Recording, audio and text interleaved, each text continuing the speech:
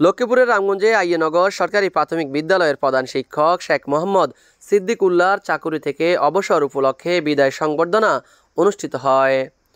গতকাল সোমবার দুপুরে আইয়নগর সরকারি প্রাথমিক বিদ্যালয়ে এই অনুষ্ঠান অনুষ্ঠিত হয়।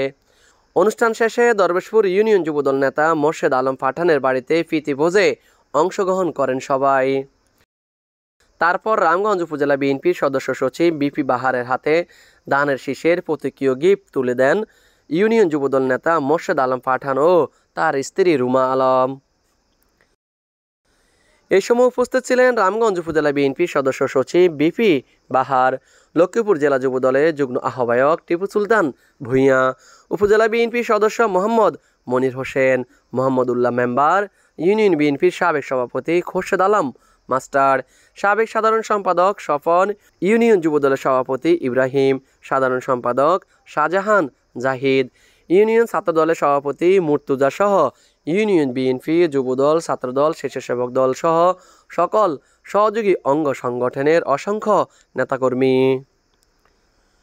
Mohammad Raju Hossain, RSN TV, Ramganj, Lakshmipur.